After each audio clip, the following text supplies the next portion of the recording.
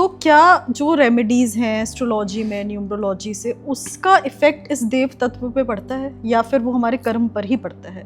हर चीज पड़ती है। इधर से भी इफेक्ट आएगा, इधर से भी इफेक्ट आएगा। आपका जो भविष्य होगा वो आपका आज का किया हुआ कर्म निर्धारित करेगा और साथ में जो पिछला करके आया उसका भाग्य निर्धारित करेगा। आपने मार्कंडेय ऋषि की कहानी तो सुनी होगी। तो जब मार्कंडेय ऋषि का जन्म हुआ उससे पहले उनके माता पिता संतानहीन थे। कितनी शिव जी की तपस्या करी। जो शिव जी प्रकट हुए तो उन्होंने क्या ऑप्शन दिए कि 2 तरीके की संतान तुम्हें प्राप्त हो सकती है। पहली, जिसकी बहुत आयु होगी लेकिन ना तो वो ज्ञानी होगा ना तुम्हें कभी सेवा का भाव दे पाएगा। दूसरा, महाज्ञानी महाप्रतापी होगा और तुम्हारा जीवन धन्य कर देगा, इतनी सेवा करेगा लेकिन उसकी उम्र ज़्यादा नहीं होगी। तो शिव जी का आशीर्वाद था, उस आशीर्वाद से मार्कंडेय ऋषि का जन्म हुआ। अब सोचो, जो परमात्मा ने कह दिया वो तो आपकी कुंडली से भी बढ़कर हो गया।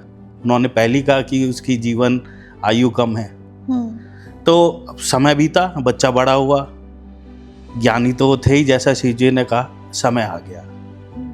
जब समय आया मार्कंडेय ऋषि को पता चल गया कि ऐसी ऐसी बात है, तो उन्होंने सब कुछ छोड़ा और जाके मंदिर में बैठ गए शिवालय में और ध्यान करने लगे। ध्यान करते करते वो घड़ी आ गई, यमराज प्रकट हुए।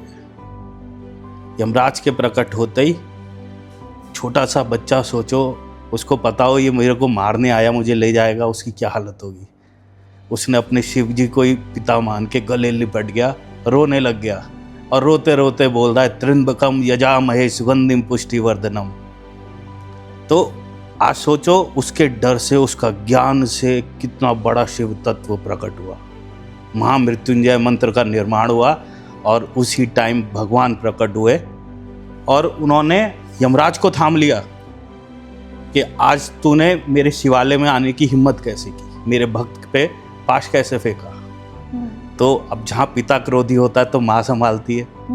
तुरंत माता पार्वती प्रकट हुई तो उन्होंने शिव जी को शांत किया और समझा ये तो सृष्टि का नियम था।